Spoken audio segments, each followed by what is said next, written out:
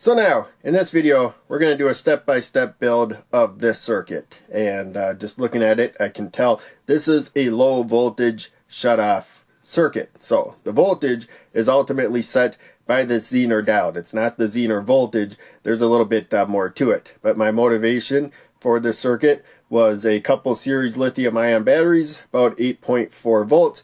And when you discharge them, you don't want to go below 6 volts, I believe, if I remember right. But in any case, we will get to building the circuit. So we have an NPN bipolar junction transistor. I'm using the 2N3904. Remember, pin layout differs for different bipolar junction transistors, NPN here, and the part number will determine the pin layout. But if it starts with 2N, it's a bipolar junction transistor. You can be pretty sure left pin is emitter, middle pin is base, right pin is collector. So if I turn it this way, now the emitter is at the bottom, and that is what I want. And I did not grab everything. I need a gray jumper. So I have my jumpers here, and this is actually two kits. I dropped one and the case broke, and therefore it's a bit more cramped than normal. But I use those pliers usually to pull those out. Try not to squeeze too hard though. It does indent the jumper, and so just be aware of that. But it also, I lose my grip a lot. So in any case, there we go. We got a jumper going to ground, emitter goes to ground. So we have our NPN bipolar junction transistor. We are basically wiring it as a switch. So the load is going to the collector side. We're going to light either a red or a blue LED. Doesn't really matter right there. Blue LED will be brighter. Again, we're getting close to 9 volts at the supply maximum. You know, we're going to lower it as if we're discharging a battery. So 470 ohms is a good value for protecting that. And both of these start with 4.7. So yeah, this has a brown band on there, so that's 4,700. Brown band for the multiplier right there. They should have a black band, yeah. So it's not really going to show up on camera. So there we go. 470 right there. And if the LED is extremely dim, I know I grabbed the wrong resistor. Now, we will have the reverse bias Zener diode. After you get about 5.6 volts across it, it starts conducting basically freely. We got this resistor, so it won't. Also this resistor, so that it won't. Base to emitter, again, about 0.6, 0.7 volts, so you add those two voltages together. But in any case, it will also conduct freely. So we got the current limiting resistor at the base, plus we just need a little bit of a base to emitter current. I'm going to double check that's brown, okay, and for the multiplier right there. And we'll plug that in. Now, I thought I pulled out a 10K resistor. I grabbed the 10K pack. I didn't prepare as much as I thought I did. So we have the Zener diode. We got to use it reverse bias. So cathode. It's going to go to the positive supply, which I'm going to work from the left. Generally, I try to work positive left towards negative right, and also positive up to down, but not always. Be aware of that. You got to put diodes in the right way though. And so I got my 10K resistor right there, and so luckily I kept those kind of in range. Pull one out real quick, and now we will put that to ground to give, you know, a current path for the Zener diode. We may not need it, but probably better you add it. I don't know if I tested this out without it or not. So yeah, that's it right there. There's our 10K resistor right there. Once we get a little bit of base to emitter current flowing, also some's going to go that way, but doesn't matter. We just, whatever base to emitter current we got going, we can get about probably 100 times, maybe 200 times as much current that the transistor will let flow through.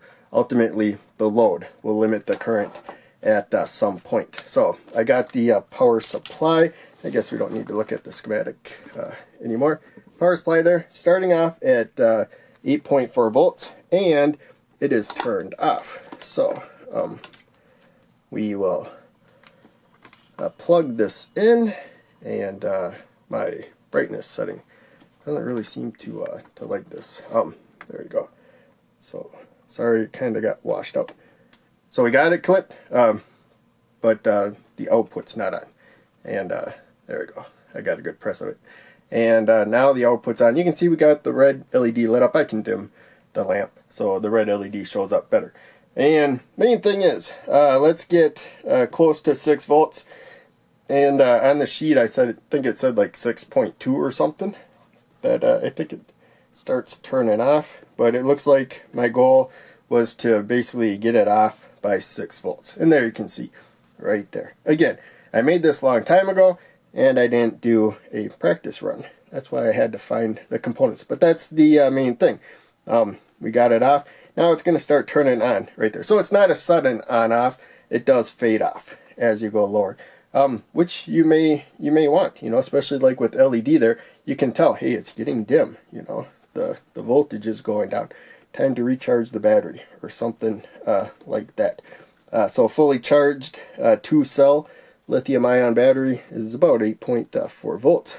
And again, it quickly goes down as you use it. And I don't really use lithium-ion anymore. Lithium iron phosphate, generally a better battery. So, but yeah, again, we got the 8.4, 6.4 still.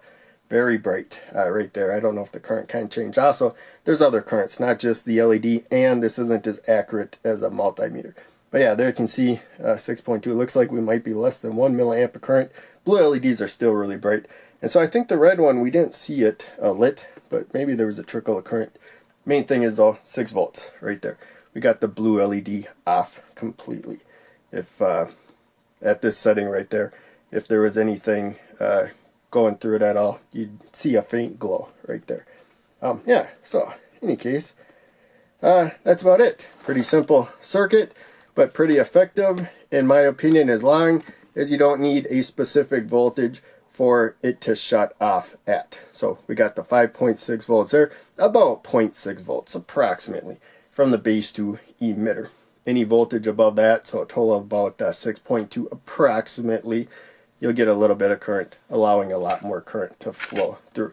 Very simple. And we do have the 10K resistor going to ground, so if it's above 5.6 volts, you do have like a little bit of leakage current there. So maybe getting rid of the 10K resistor would be a good idea if you actually have a battery circuit. Let's see if I had a good reason why I kept that. So again, I didn't really plan any of this out, so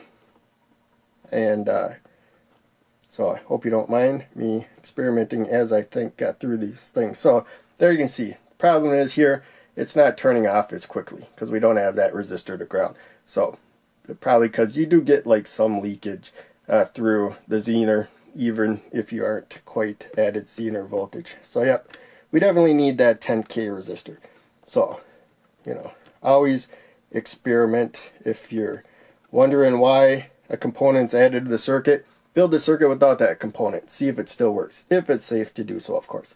But yeah, that's it. I'll put this back to 8.4 and put the resistor back. So we're back to the original circuit. But that's it. Thanks for watching. Make sure you check out one of the other videos I'm posting to the screen. And check out links down below. They all help out a lot. I'll see ya in the next video.